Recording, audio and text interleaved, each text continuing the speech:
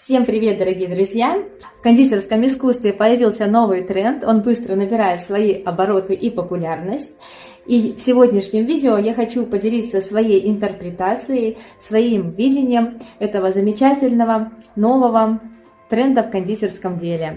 Торт в стакане или cake to go. Это действительно очень удобный вариант торта. Его можно закрыть одноразовой крышечкой. Часто делают в стаканчиках из-под кофе с крышечками. Удобно положить с собой в сумку, в рюкзак, отнести на пикник, даже в школу или на работу. Я хотела сделать детский вариант, и поэтому у меня вот такое яркое оформление красочное. Внутри вкуснейшая начинка. Если вам интересно посмотреть, как я готовила эти прекрасные стаканчики, добро пожаловать ко мне на кухню. Приготовлю бисквит. Для него 2 яйца. Общий вес яиц у меня 105 граммов. Щепотку соли и 70 граммов сахара. Взбиваю с помощью миксера на высокой скорости до плотного пышного состояния.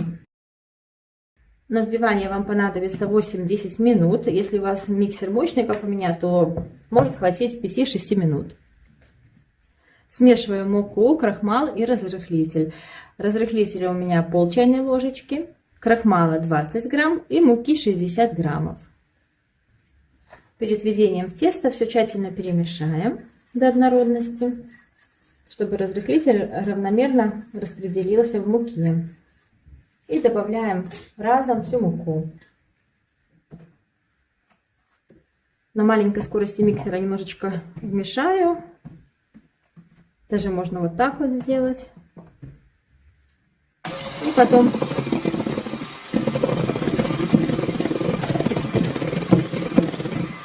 буквально только до объединения, совсем чуть-чуть вымешивая. Как только все объединилось, останавливаюсь. Убираю миксер, он нам больше не понадобится.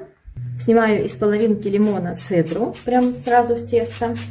Если любите очень насыщенный вкус, можно снять цедру с целого лимона. Снимаем только верхнюю желтую часть, напоминаю. Белая горчит. Стараемся действовать быстро, тесто не любит долго ждать. У меня здесь 20 мл молока и 20 граммов растительного масла.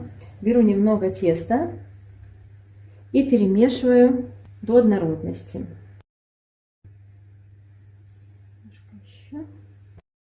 И затем уже вмешиваю получившуюся массу в наше тесто. Быстренько вымешиваю лопаточкой. И можно будет приступать к выпечке. Тесто готово.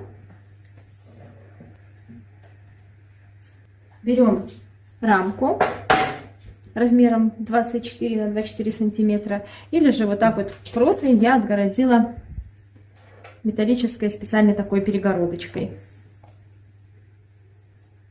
Можно вместо перегородки этой металлической использовать фольгу. Из фольги подготовить такую перегородочку, если у вас нет рамки или формы размером 24 сантиметра. Быстренько распределяем. Слишком сильно это делать не нужно, чтобы бисквит наш не осел. Немножечко так помогаем распределиться. И сразу же отправим в духовку, разогретую до 180 градусов. Она должна быть уже сразу разогрета. Отправляю в духовку. Выпекаем бисквит до готовности. У меня он выпекался 15 минут. Вам может понадобиться другое время. Даем ему слегка остыть. И затем переворачиваем на пергамент и снимаем нижний пергамент.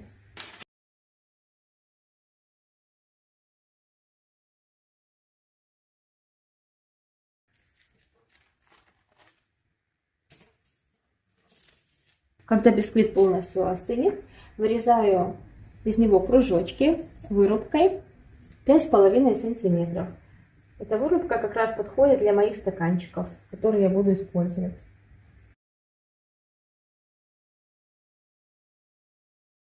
Такие вот нежненькие, очень мягкие бисквитики получаются. Обрезки бисквита можно скушать с чаем, они очень вкусные. Можно сделать пирожное картошку. Или же сделать трайфлы, нарезав бисквит на кубики. У меня получилось 16 бисквитиков, но я буду использовать 15, так как у меня будет 5 стаканчиков. Приготовлю ягодный курт. Для него нам понадобится 150 граммов малинового пюре. У меня это была замороженная малина. Я ее разморозила, протерла через сито, и у меня получилось 150 грамм пюре. Предварительно я взяла где-то 220 граммов малины. Добавляю 90 граммов сахара в пюре, одно яйцо, вес яйца у меня 60 граммов, оно крупное, и один желток. А также кукурузный крахмал 9 граммов. Все очень тщательно перемешиваю, чтобы не было комочков. И отправляю ковшик на плиту. И постоянно перемешивая, не прекращая, доведу смесь до загустения. Процесс достаточно длительный, постепенно смесь начнет густеть, вы начнете чувствовать сопротивление венчику. Моя масса уже значительно загустела. Если начнут появляться комочки, можно снять с огня и поперемешивать вне огня. Вот пошли первые пузырьки. Проварю еще 30 секунд после этого и сниму с огня. И уйдет вот эта вот пенка, которая образовалась сверху. 30 секунд проварю для того, чтобы заварился крахмал и остался этот вот привкус крахмала. Все, добавляю 30 граммов сливочного масла и снимаю с плиты. Перемешивать не перестаю, чтобы не пристало ко дну.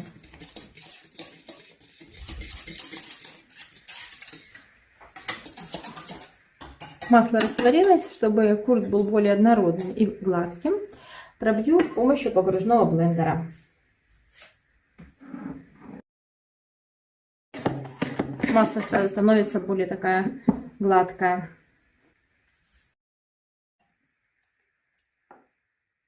И помещу свой курт сразу в кондитерский мешок, потом его будет легче распределять по стаканчикам. Лимонный курт очень вкусный, малиновый не менее вкусный. Малиновые и лимонные курты — это мои любимые такие заварные кремы. Бисквиты готовы, малиновый курт готов. Приготовим крем. Для крема нам понадобится мягкий творог. У меня он такой вот хороший, протертый, гладенький. Нам понадобится 250 граммов мягкого творога. Если нет мягкого творога, можно взять обычный творог жирностью 5-10% и протереть его вместе со сгущенным молоком с помощью блендера. Сгущенного молока нам понадобится 70 граммов. Смешиваю с помощью миксера. Холодные сливки жирностью 33% взбиваю с помощью миксера на высокой скорости до плотного состояния и добавлю 40 граммов сахарной пудры.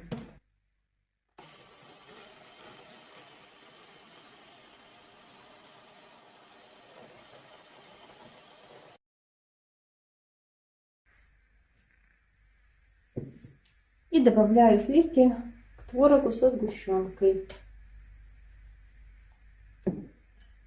Добавлю в 2 приема.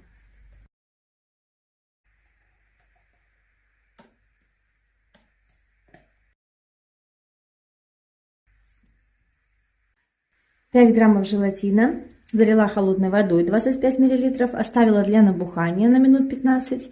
Теперь распущу в микроволновке. Можно это сделать на водяной бане. К распущенному желатину добавлю немножко своего творожного мусса. Перемешаю и затем вмешаю в общую массу. Мешаю осторожно снизу вверх, быстренько, но недолго. Все, мой крем-мусс готов. Можно приступать к сборке наших прекраснейших тортиков в стакане. Немного мусса я отолью в кондитерский мешок. Им я буду покрывать верхушечки. А к остальному муссу добавлю мак. И тоже помещаю для удобства сборки свой мусс в кондитерский мешок. Кстати, мака я добавила 7 граммов. Наливаем понемножку мусса на дно стаканчиков. Где-то по полсантиметра можно примерно ориентироваться. Можно это все делать на весах, если для вас очень важно, какой будет вид. Помещаем бисквитик.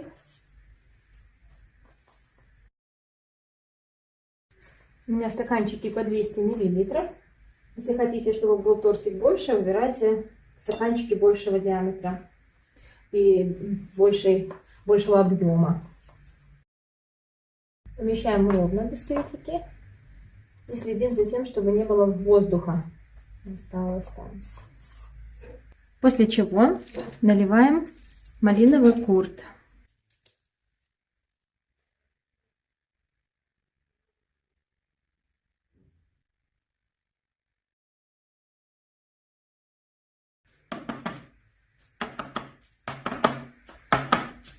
Помогаем распределиться немножко, так как курт достаточно стабильный после остывания.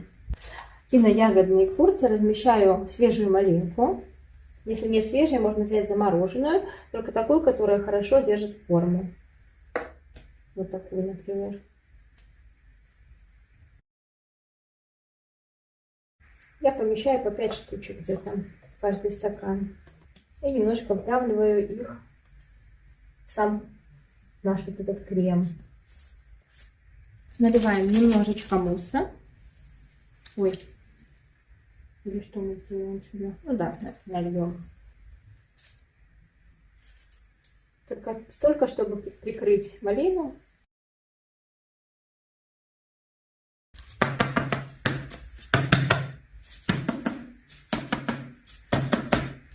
Снова бисквитики. Затем опять понемногу мусса по краям.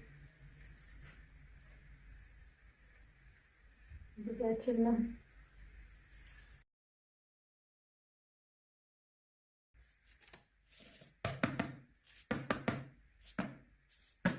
Затем помещаем бисквиты.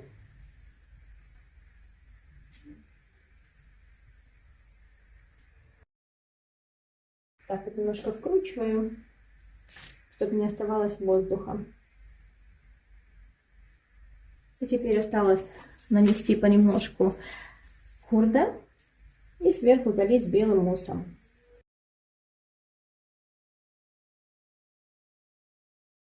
Малиновый курт у меня остался.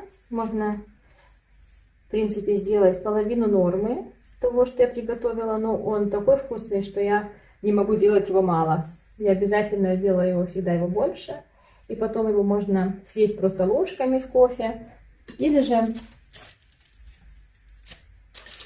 можно его скушать с блинчиками, с оладушками или на бутерброде.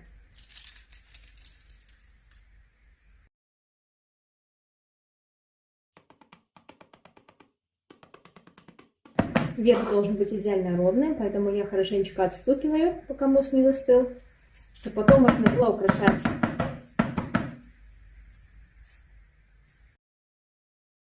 И можно отправлять наши стаканчики в холодильник для стабилизации мусса. Мои вкуснейшие тортики застыли. И теперь буду их украшать. Обычно украшают их очень просто, так как бенто-тортики.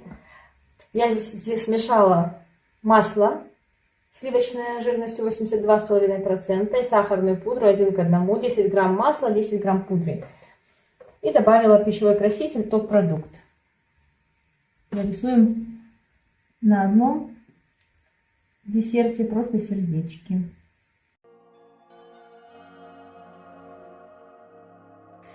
На одном я сделаю малинки. Часть крема я красила зеленым красителем.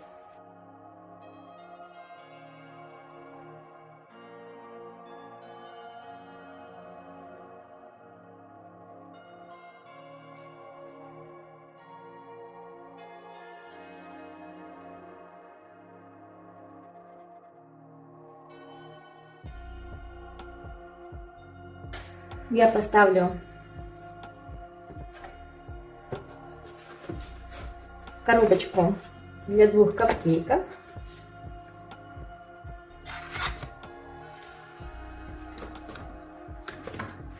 И помещу туда же одноразовую ложечку. Вот так вот интересно получилось.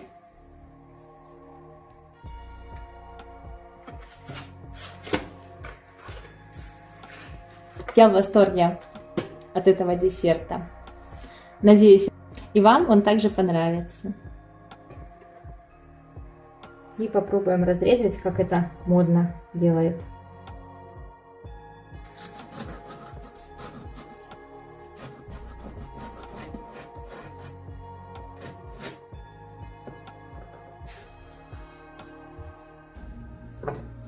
Вы только посмотрите, как это круто.